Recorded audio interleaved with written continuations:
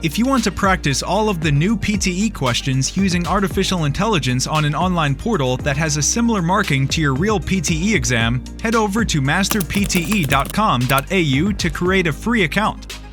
Here, you can practice all 4 sections separately and receive instant feedback for all of your speaking, writing, reading, and listening. You can also view and compare your answers with others who have already succeeded in achieving a high score. Download 9090 Band's template for speaking, writing, and listening.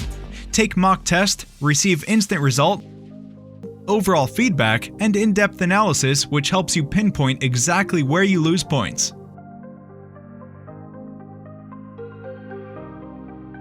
masterpte.com.au, the best PTE practice software in the world.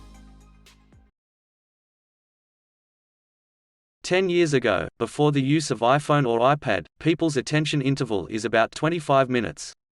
This number is good. However, nowadays the attention interval has dropped from 25 minutes to only 8 seconds, which means our memories are shorter than that of a goldfish.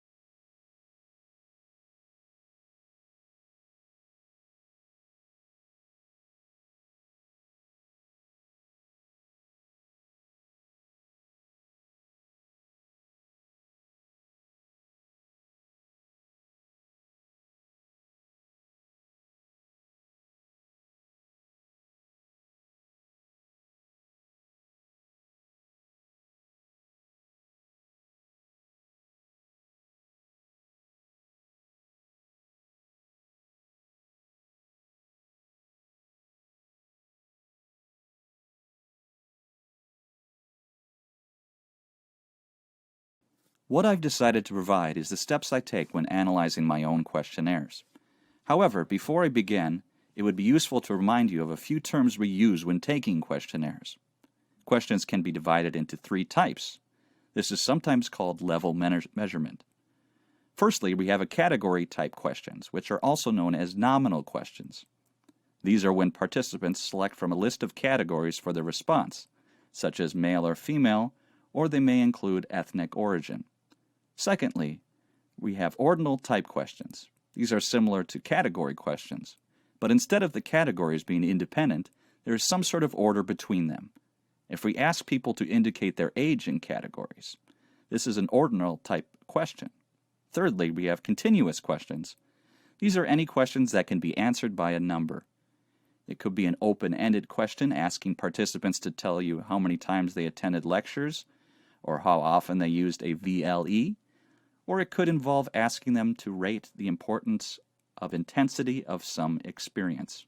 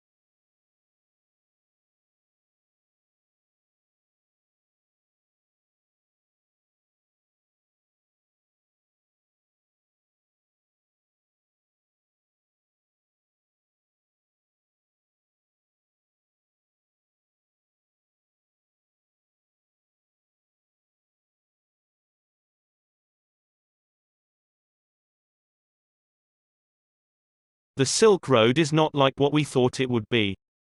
People traveled in groups to other countries through the Silk Road, exchanged things, and then came back.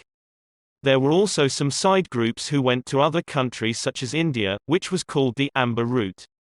At that time, there was also gift changing happened on the Silk Road.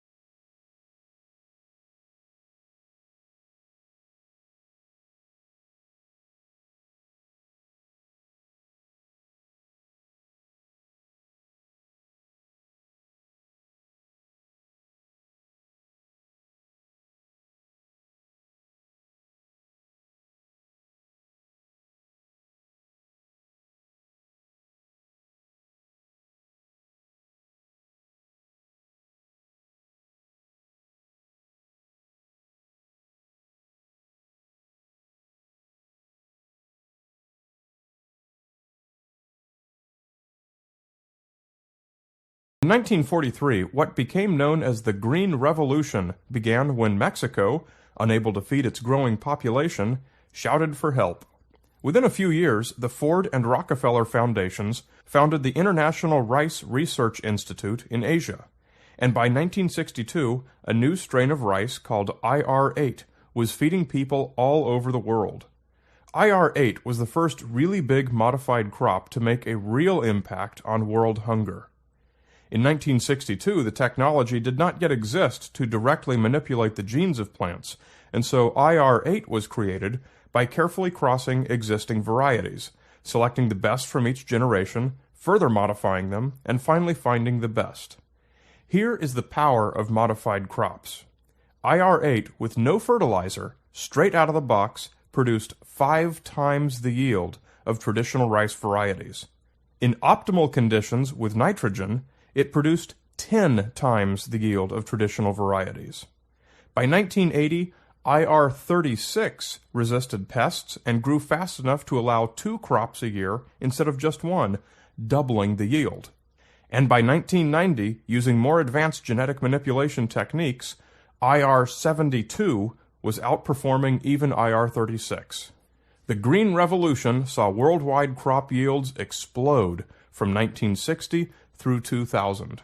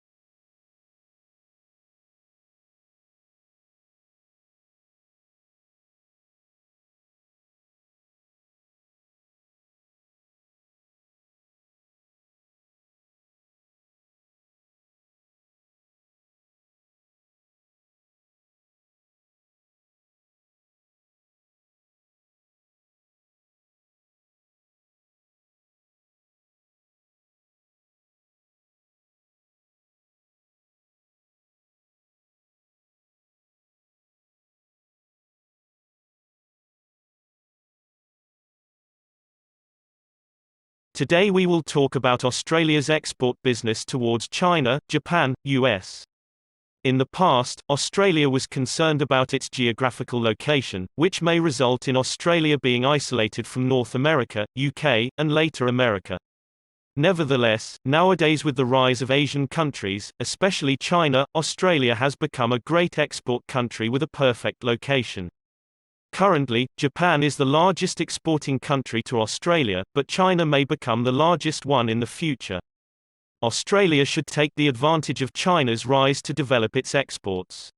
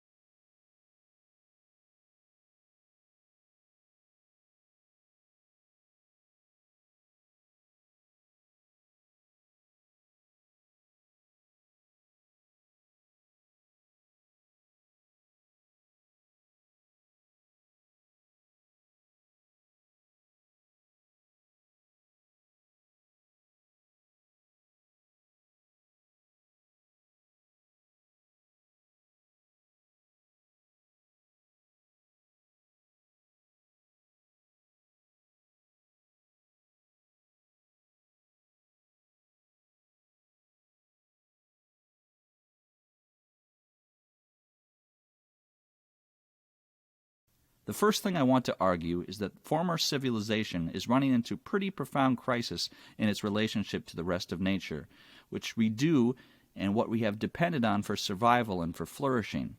And this is the most widely and well-recognized relation to climate change, CO2 emissions, greenhouse gas emissions. But I want to argue the certain dangers in the way that has been presented as the central question that we have to address. Because it's interlocked with a number of other crises, that is most notably as the crisis in the access to fresh water, crisis in access to food, biodiversity loss on a huge scale, and associated problems of human and equality, and not just in the common world, but actually in the kinds of environmental resources and pleasures that I can enjoy. So all those together have to be looked at as interconnected set of really deep, profound crises.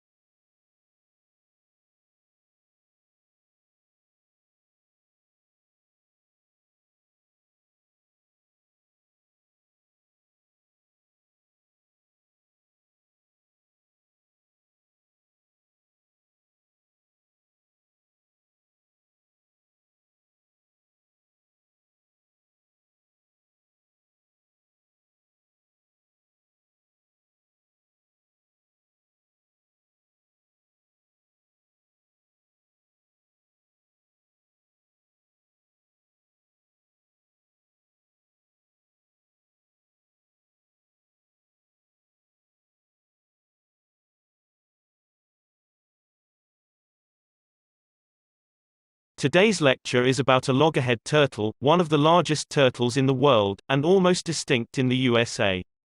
They have big heads and short necks. In September 1986, scientists put a tracker on a turtle's shell, and used satellites to track and locate the migration route of the turtle. They reach different localities in different time. The migration takes 3 months, from the South Florida to the north.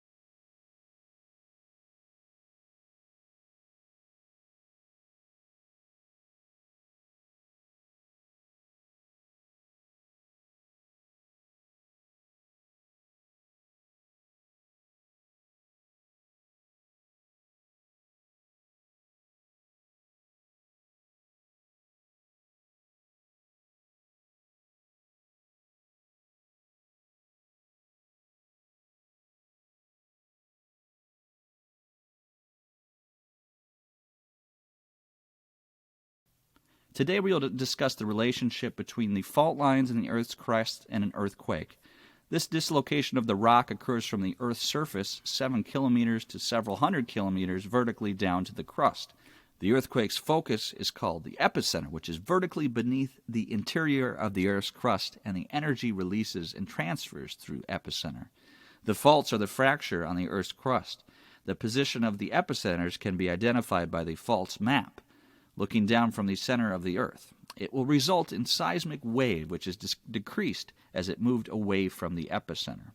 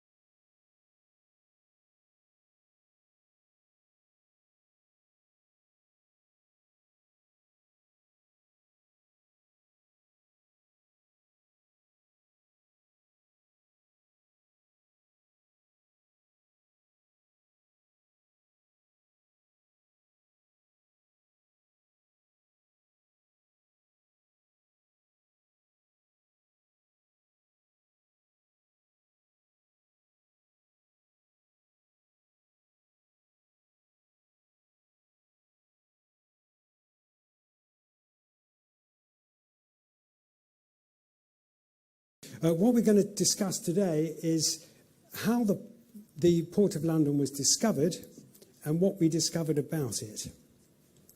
Now, if you look at the historical records of Roman London, there's only about 14 actual references to London in antiquity, i.e. contemporary references, and of those, only one is in the 1st century.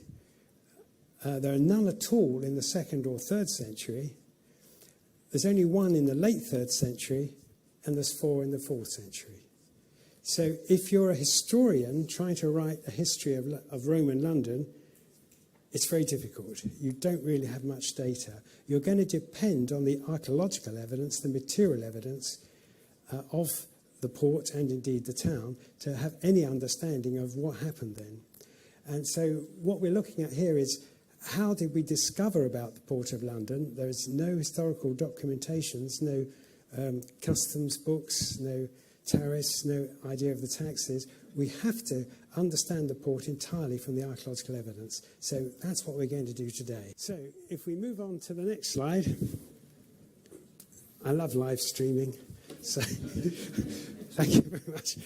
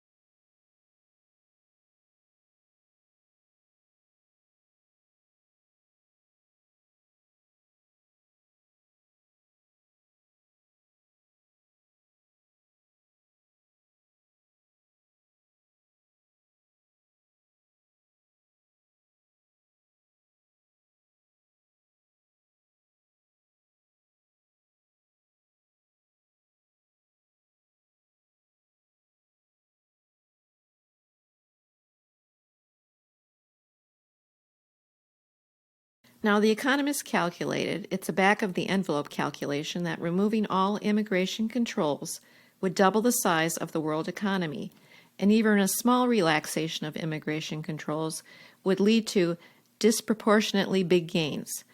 Now, for an ethical point of view, it's hard to argue against a policy that will do so much to help people that are much poorer than ourselves.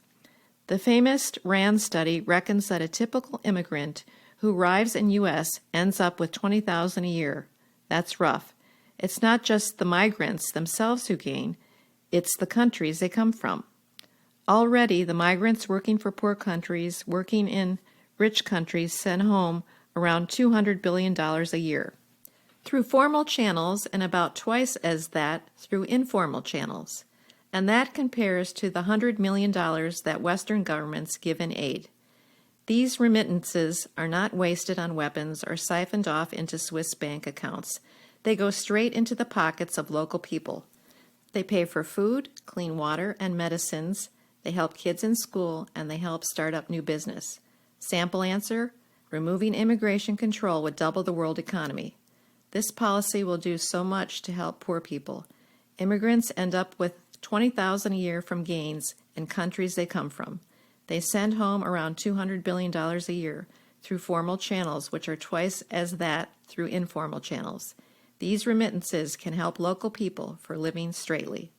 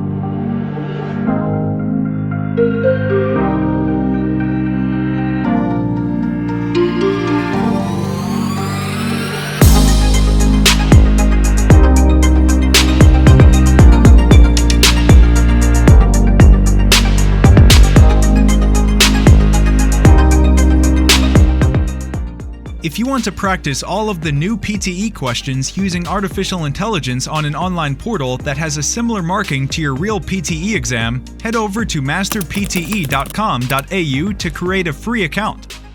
Here, you can practice all 4 sections separately and receive instant feedback for all of your speaking, writing, reading, and listening.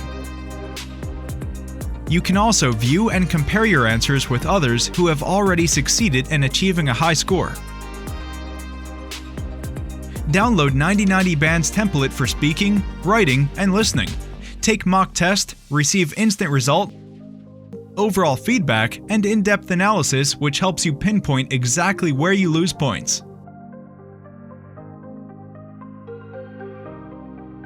Masterpte.com.au, the best PTE practice software in the world.